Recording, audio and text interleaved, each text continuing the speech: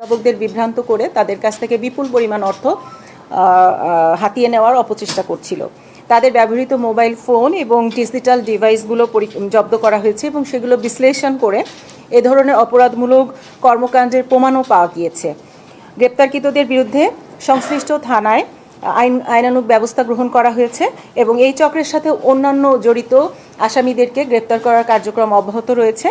RAB মনে করে এ ধরনের কার্যক্রম শুধু আইনগত দণ্ডনীয়ই নয়, বরং দেশের শিক্ষা ব্যবস্থার প্রতি আস্থা নষ্ট করে শিক্ষার্থীদের মানসিকভাবে বিপর্যস্ত করে তোলে। এ ধরনের অপচেষ্টা প্রতিরোধে র্যাব সর্বদা তৎপর রয়েছে। সাধারণ জনগণ, বিশেষ করে শিক্ষার্থী এবং অভিভাবকদের প্রতি আহ্বান, এ ধরনের গুজবে বিভ্রান্ত না হয়ে আইনশৃঙ্খলা বাহিনীকে সহযোগিতা করুন এবং কোনো ধরনের কোনো সন্দেহজনক ঘটনা ঘটে থাকলে এবং এই ধরনের কোনো গুজব কেউ ছড়িয়ে থাকলে অবশ্যই র্যাবকে অবহিত করুন। ধন্যবাদ সকলকে। এই চক্রটি 6 মাস আগে একটি টেলিগ্রাম গ্রুপ খুলে, যেটা ব্যাটম্যান ওয়াইল্ড নামে ওরা গ্রুপটি খুলেছে। এই চক্রটি 6 মাস ধরেই কাজ করছে, মানে এই পরীক্ষা এসএসসি 2026 পরীক্ষাটিকেই টার্গেট করে মূলত 100 আমরা আমাদের এই তথ্যগুলো আমাদের ডিভাইসগুলো অনুসন্ধান করে প্রায় 100-র মতো ভুক্তভোগীর সংখ্যা পেয়েছি। এখন সংখ্যাটি একদম আরও বাড়তেও পারে।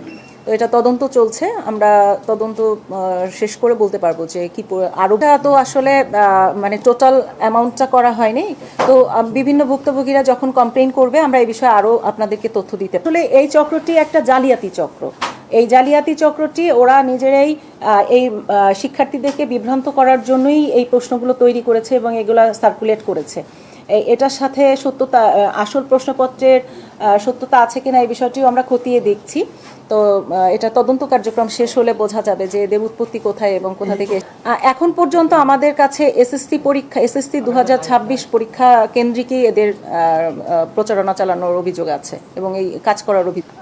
আসলে বিষয়টি আমরা তো কাজ করছিলাম এসএসসি 2026-কে কেন্দ্র করেই এবং তাদের ডিভাইস থেকে এ ধরনের তথ্যই পাওয়া গিয়েছে।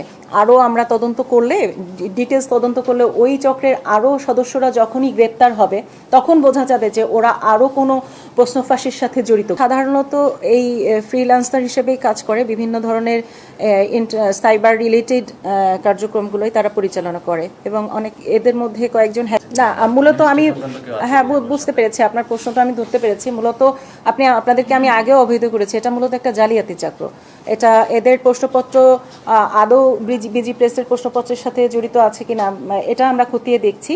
আর এরা নিজেরাই প্রশ্ন তৈরি করে এবং শিক্ষার্থী এবং অভিভাবকদেরকে বিশ্বাস করানোর চেষ্টা করে যে তাদের কাছে প্রশ্নপত্র আছে।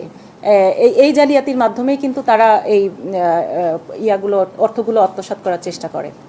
এটা মিল আছে কি নেই এটা তো আমরা আরও ডিটেলসে যে দেখব। আমরা আপাতত ওদের ডিভাইসগুলো থেকে যেই তথ্যগুলো পেয়েছি তার ভিত্তিতেই আমরা তাদেরকে দোষী সাব্যস্ত করেছি এবং তদন্ত সাপেক্ষে, এবং আমি বলছি যে আরও ওদের চক্রের যে অন্যান্য সদস্যদের নাম ঠিকানা আমরা পেয়েছি, তাদেরকে গ্রেপ্তার করার পর তাদের জিজ্ঞাসাবাদ করে হয়তো আপনাদের প্রশ্নের আরও উত্তর দিতে। আপনারা ক্রস চেক করেছিলেন কিনা? হ্যাঁ, ক্রস চেক করেছি।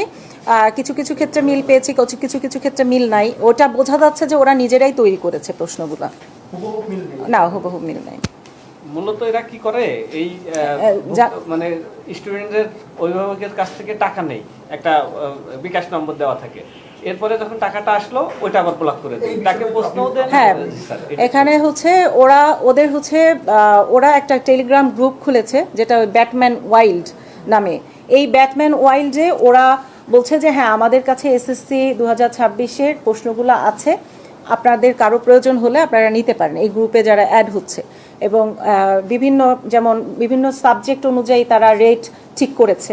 তো এভাবে অনেক শিক্ষার্থী এবং অভিভাবক মানে তারা বিভ্রান্ত হয়ে তাদেরকে টাকা দিয়েছে যে হ্যাঁ, আমি এই সাবজেক্টের প্রশ্ন কিনতে ইচ্ছুক, কিন্তু যখনই তারা টাকাটা সেন্ড করেছে তখনই তারা ওই নাম্বারগুলো ব্লক করে দিয়েছে, যার কারণে তারা ওই ভুয়া প্রশ্নপত্র কিন্তু তাদেরকে প্রোভাইড করেছে, কোথাও প্রোভাইড করেছে, কোথাও করেনি।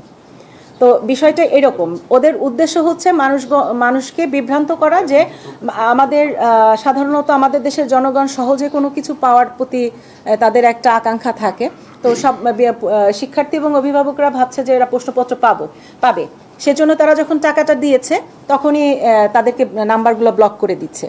এরা মূলত এই ধরনের কার্যক্রম করেছে। স্টুডেন্ট গার্ডিয়ান অনেক উভয়ই আছে, মানে ওরা যাকে যাকে টার্গেট করেছে, যারা প্রশ্ন কিনতে ইচ্ছুক তাদেরকেই ওই গ্রুপে অ্যাড করেছে। হ্যাঁ, আমরা এই বিষয়ে আমরা সচেতনতা, এখন গার্ডিয়ানদেরকে আইনের আওতায় তো আনা সম্ভব না, অবশ্যই এটা নিয়ে ভাবা উচিত।